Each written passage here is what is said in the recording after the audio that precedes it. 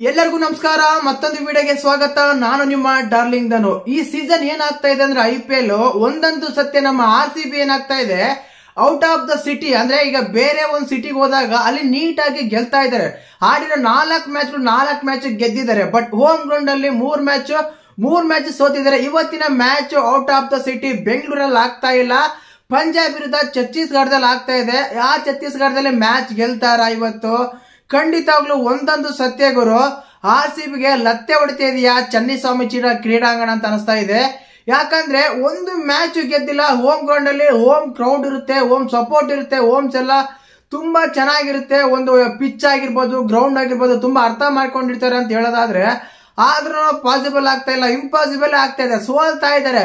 ಇವತ್ತಿನ ಫ್ಯಾನ್ಸ್ ಗಳ ಖುಷಿ ವಿಷಯ ಏನಂದ್ರೆ, ಚೆನ್ನೈಯಲ್ಲಿ ಚೆನ್ನೈ ವಿರುದ್ಧ ಗೆಲ್ತಾರೆ, ಮುಂಬೈ ವಿರುದ್ಧ ಗೆಲ್ತಾರೆ, ಕಲಕತ್ತಾ ವಿರುದ್ಧ ಗೆಲ್ತಾರೆ.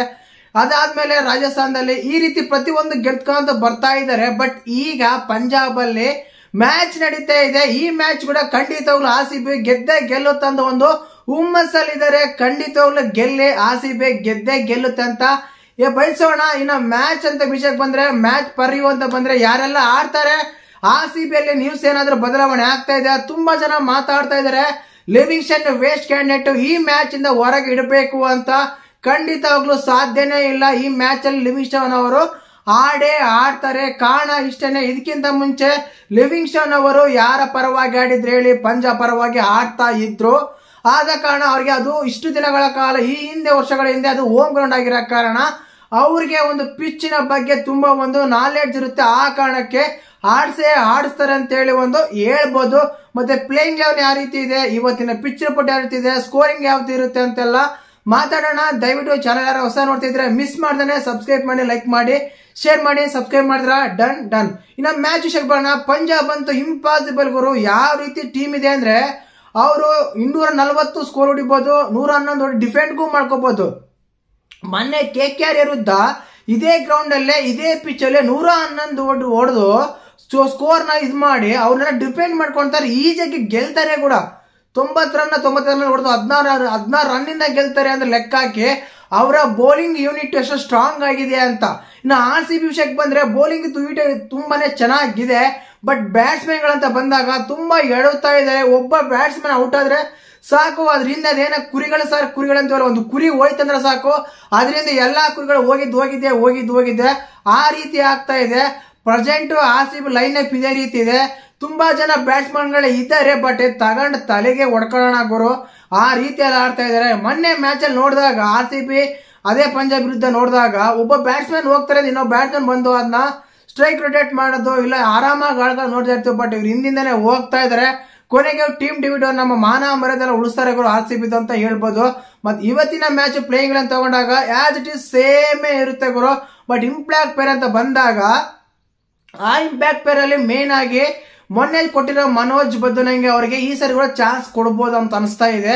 ಕೇವಲ ಒಂದ್ ಮ್ಯಾಚ್ ಕೊಟ್ಟು ಚಾನ್ಸ್ ಬಗೆಹರಿಸಲ್ಲ ಅನ್ಸುತ್ತೆ.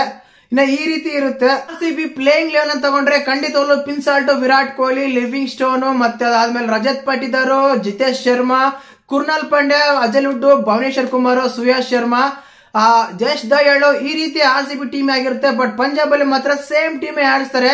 ಆಕ್ಚುಲಿ ಅದೇ ಟೀಮ್ ತುಂಬಾ ಮ್ಯಾಚ್ ಗೆದ್ದಿದ್ದಾರೆ. ಈ ಮ್ಯಾಚ್ ಗಳು ಅದೇ ಆಡ್ತಾರೆ. ಯಾವುದೇ ಕಾರಣಕ್ಕೂ RCB ಟು ಪಂಜಾಬ್ ಕಂಪೇರ್ ಮಾಡಿದ್ರೆ ತುಂಬಾನೇ ಸ್ಟ್ರಾಂಗ್ ಇದೆ. ಪಂಜಾಬ್ ಖಂಡಿತವಾಗ್ಲೂ ಅವ್ರಿಗೂ ಗೆಲ್ಲೋ ಚಾನ್ಸಸ್ ತುಂಬಾನೇ ಇದೆ.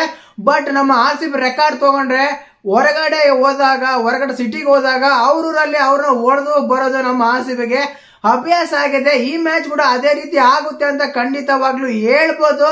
ಯಾವುದೇ ಊರ್ಗೋಗಿ ಅವ್ರನ್ನೇ ಹೊಡೆದು ಅಲ್ಲೇ ಗೆದ್ದು ಬರ್ತಾರೆ ಅಂತ ಎಲ್ಲರೂ ಬಯಸೋಣ.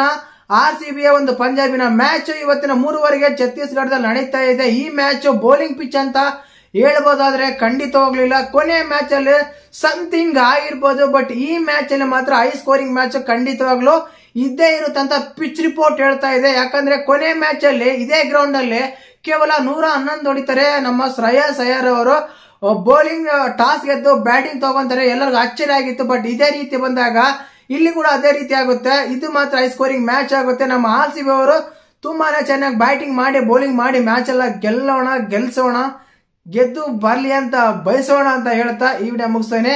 ಜೈ ಹಿಂದ್, ಜೈ ಕರ್ನಾಟಕ ಮಾತೆ, ಜೈ RCB.